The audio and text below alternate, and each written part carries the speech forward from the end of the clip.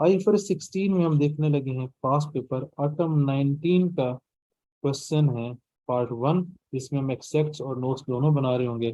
Basically जब आप atom 19 में जाएंगे, यहाँ पे दो पार्ट हैं, एक लीज का है और एक 16 है, करेक्शन है, सात सात नोट बनाना है। तो इसमें से 16 को मैंने अलग कर दिया है, उसको अलग से अटेम्प्ट करने लगे हैं। ये हमारे पास सवाल है, रिक्वायरमेंट पढ़ लेते हैं। Prepare extracts from CL statement of financial position. Extract बनाने हैं सिर्फ बैलेंस शीट के एंड रिलेटेड नोट। नोट्स बनाने हैं 30 जून 2019, और अगर कोई कंपैरेटिव फिगर है तो उसके इट मींस बैलेंस शीट के एक्सट्रैक्ट्स हो जाएंगे सिर्फ। उसने फाइनेंशियल स्टेटमेंट नहीं कहा, उसने फाइनेंशियल पोजीशन का है। फाइनेंशियल स्टेटमेंट्स कहते हैं तो हम बैलेंस शीट और इनकम स्टेटमेंट दोनों के बनाते हैं, क्योंकि उसने बैलेंस शीट का है सिर्फ, वो बनाएंगे। और हम नोट्स बनाएंगे 2019 एंड कंपैरेटिव। ये हमारी रिक्वायरमेंट है जिस सवाल की। सवाल पढ़ना शुरू करते हैं। Coal Limited is preparing financial statements for the year ended 30 June 2019। Following information is available. 1 January 2019 पे CL acquired a machine on lease. इसका मतलब गेम किसकी है? लेसी। मैंने लीज पे एक मशीन ली है। Fair value of the machine on acquisition worth 70 million. Okay, इसको मिलियंस में डील कर लेते हैं।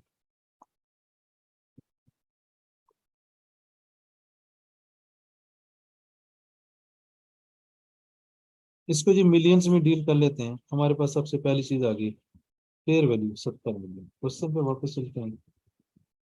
Coal incurred initial direct cost of 5 million. Initial direct cost कितनी आ गई? 5 मिलियन। आगे चलते हैं। रिसीव्ड लीज इंसेंटिव, मिल गया है। मिल गया है जो वो एसेट की कॉस्ट में से एट द स्पॉट लेस हो जाता है। Incentive received 2 million. आगे चलते हैं। Terms agreed with the bank are as follows. Lease term and useful life 4 साल और 10 साल। इसका मतलब है लीज टर्म 4 साल है, 4 ईयर, और यूजफुल लाइफ 10 ईयर्स। आगे चलते हैं।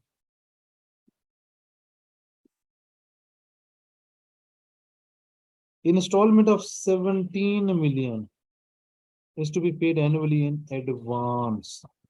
इंस्टॉलमेंट है 17, और ये एडवांस में है।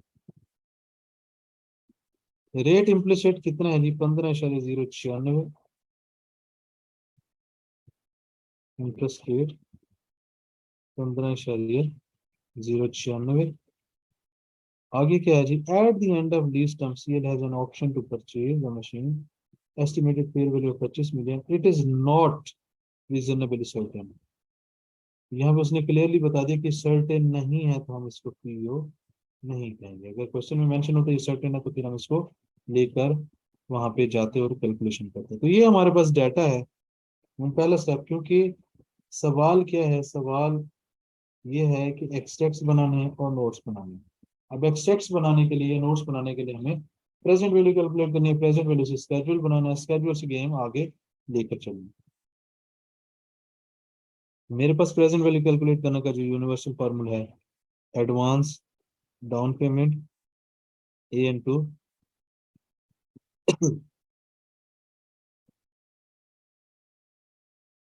1 - 1 + r⁻n over are.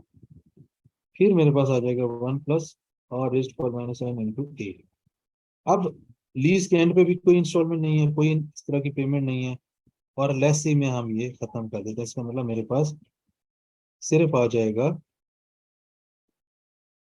एनुअटी factor 1 + 0.15096 rest पर एडवांस है 4 - 1। इसकी मैं तो कैलकुलेशन करूंगा तो ये मेरे पास आ जाएगा 38.75। लीज लाइबिलिटी हो गई 38.75। मैंने एसेट जब बनाना है तो मैंने सबसे पहले लिखनी है lease liability 38.75। Initial direct cost करनी है इसमें ऐड, जो इंसेंटिव रिसीव हुआ है वो करना है मैंने लेस। और चूंकि ये एडवांस है तो एडवांस की पेमेंट है। ये सारी चीजें जब मैं ऐड और लेस करता हूँ तो मेरे पास ये हो गया 58.75। ये मेरी लाइबिलिटी है, ये मेरा एसेट है। अब जब हमारे पास प्रेजेंट वैल्यू आ गई तो हम इसको यूज करके स्केड्यूल बना सकते हैं। ये मेरे पास स्केड्यूल का फॉर्मेट है, इंटरेस्ट रेट आ जाएगा 1/1/19 पे। जो मेरे पास वैल्यू है वो कितनी है जी? 38.75। 38.75। अगले साल के शुरू में फिर इंस्टॉलमेंट आएगी, उससे अगले साल फिर इंस्टॉलमेंट आएगी, उससे अगले साल फिर इंस्टॉलमेंट आएगी। ये बन गया 38.75। एक तो इधर ही हो गए ना, 2 3 4, और लिस्ट में 4 था। ओके, मैं रेट मल्टीप्लाई करूंगा, ये आ गया 5.85। इंस्टॉलमेंट मेरी 17 है, 17 में से 5,000 85 माइनस करेंगे तो ये 11 15 आ रहा है। Opening plus interest minus installment is equal to closing 27 6। फिर इसके साथ मैं रेट मल्टीप्लाई करूंगा, मेरे पास इंटरेस्ट आ गया 4.17। 17 में से 4.17 माइनस करूंगा तो ये आ गया 12 opening plus interest minus installment is equal to closing 14.77। फिर मैं इंटरेस्ट रेट लगाऊंगा इस पे 2.23। 17 में से 2.23 गया तो ये 14.77 और ये 0। इस तरीके से हमारा स्केड्यूल हो जाता है डन। हमने प्रेजेंट वैल्यू निकाली, प्रेजेंट वैल्यू से हमने बना ली स्केड्यूल। अब सवाल यहाँ पे ये भी आना चाहिए जहन में कि चूंकि जब हम नोट्स बना रहे हैं प्रेजेंट वैल्यू के साथ हम रिकंसिलिएशन बनाते थे, भाई वो सिर्फ लेसर के लिए होता है, लेसी के लिए रिकंसिलिएशन नहीं बनाते। इसीलिए ऊपर मैंने चीजों को अरेंज करके रिकंसिलिएशन नहीं बनाई, क्योंकि ये लेसी के लिए नोट है। इससे डायरेक्ट मैं प्रेजेंट वैल्यू पे के लिए आ जाऊंगा, प्रेजेंट वैल्यू पे लेकर आ जाऊंगा स्केड्यूल में। ये मैंने स्केड्यूल बना लिया। अब हम चलते हैं आगे क्वेश्चन पे। क्वेश्चन में उसने कहा था एक्सट्रैक्ट्स बनाने। ओके, सबसे पहले तो हम एक्सट्रैक्ट्स बना लेते हैं, वो आसान काम है। स्केड्यूल को पकड़ते हैं, एक्सट्रैक्ट बना लेते हैं। एक्सट्रैक्ट किस साल के लिए? 2019 एंड कंपैरेटिव। मजे की बात यह है कि 2019 से पीछे हमारे पास कुछ है ही नहीं। तो 2019 से पीछे हमारे पास कुछ है ही नहीं, तो हमारा कंपैरेटिव तो बनेगा नहीं। लेकिन उसने चूंकि कहा है कंपैरेटिव तो वो हमने लिखना जरूर है। यहाँ पे मैं लगा रहा हूँ भाई, मुझे पता प्रिंसिपल का ये वाला सेक्शन। अब मैं लेस ही हूँ करंट लाइबिलिटी, इन दोनों को टोटल नॉन करंट लाइबिलिटी जो कि इसके बराबर होगा 27 6। ये वाला मेरे पास आ जाएगा P&L में, और यही वाला मेरे पास आ जाएगा बैलेंस शीट में current portion of interest. Okay, number one. Number two, अगर आप देखें सवाल में उसने कहा 30 जून 2019। स्केड्यूल में मैं देखता हूँ 1/1/19 से 1/1/20। जब मैंने बनाने हैं 30 6/20 पे, इसका मतलब है कि यहाँ से लेकर यहाँ तक ये 6 महीने ऊपर है, ये 6 महीने नीचे है। इट मीन्स ये वाला जो इंटरेस्ट है, जब मैंने पढ़ाया भी था समझाया भी था कि पी एंड वाली वाली फिगर जो जितना टाइम गुजर जाए उसको प्रोपोर्शनेट करना है। तो 5.85 को मैं 6/12 कर दूंगा तो ये मेरे पास बन जाएगी 2.93। तो करंट पोर्शन में भी 2.93 जाएगी और पी एंड एल में 2.93 जाएगी, क्योंकि उसने एक्सट्रैक्ट में मांगी बैलेंस शीट है तो हम पी एंड एल नहीं बना रहेंगे। अब मेरे पास तीनों चीजें आ गई हैं, अब मैं एक्सट्रैक्ट बना सकता हूँ। कंपनी का नाम लिखूंगा, statement of financial position as at 30 June 2019 और 2018। एक्सट्रैक्ट लिखना फर्ज है, और रुपीज एंड मिलियन चल रहा है। मेरे पास सारे हेड्स हैं। सबसे पहले करंट पोर्शन ऑफ इंटरेस्ट अभी हमने निकाला 2.93। 18 में हमारे पास कुछ भी नहीं था, क्योंकि 1/1/19 से हमारी कैलकुलेशन स्टार्ट हुई है। लीज लाइबिलिटी करंट पोर्शन पकड़ लेते हैं जी, कितना है जी? 11.15। 11.15, ये हमारा 18 ब्लैंक जाएगा। नॉन करंट पोर्शन कितना है जी? नॉन करंट पोर्शन है मेरे पास 27.6। 27.6 आ गया। ओके। राइट ऑफ यूज है सर, मैंने वर्किंग बनाई थी, मेरा ये एसेट आया था, यानी कि मेरी एसेट की जो कॉस्ट बनी थी 58.75। हमें पता है कि परचेज ऑप्शन नहीं है, ट्रांसफर नहीं। जब ये नहीं होता तो earlier of lease term and useful life, इसमें से जो पहले खत्म हो गया, लीज टर्म है 4 ईयर, यूजफुल लाइफ है 10 ईयर। इसका मतलब है पहले ये खत्म होगा, इसको डेप्रिसिएशन के लिए डिवाइड करना पड़ेगा 58.75 को 4। ओके। और चूंकि 1/1/19 से स्टार्ट हुए हैं, 30 जून तक हमने जाना है, तो ये 6 महीने। इसको जब मैं हल करता हूँ, मेरे पास डेप्रिसिएशन की फिगर आती है 7.34। ओके। 58.75,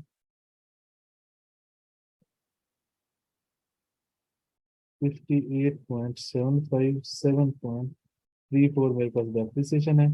तो कैरिंग अमाउंट 2019 के एंड पे जो मेरे पास आएगी वो है 51.4।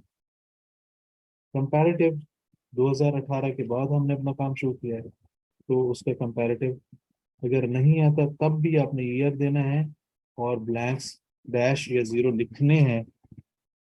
जीरो का मतलब होता फिगर, आपने डैश लिखना। तो इस तरीके से हमारा एक्सट्रैक्ट वाली जो रिक्वायरमेंट थी क्वेश्चन में, वो हो जाती है कंप्लीट। अब हम आ जाते हैं नोट्स पे।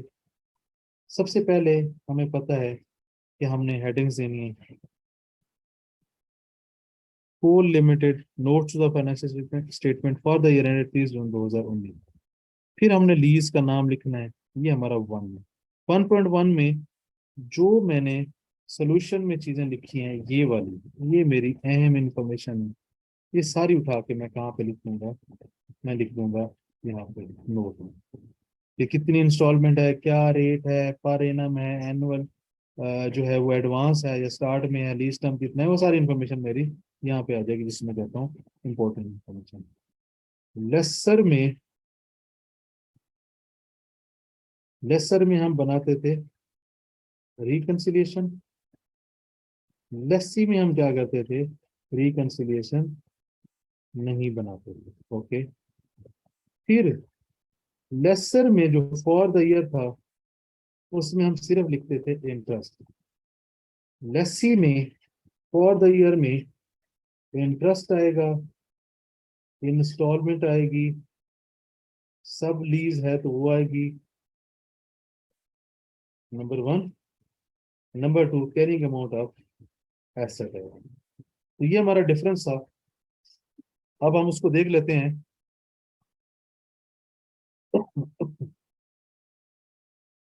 फॉर द ईयर मेरे पास जो इंटरेस्ट है स्केड्यूल में फॉर द ईयर, वो ये है, क्योंकि 6 महीने तो 2.93।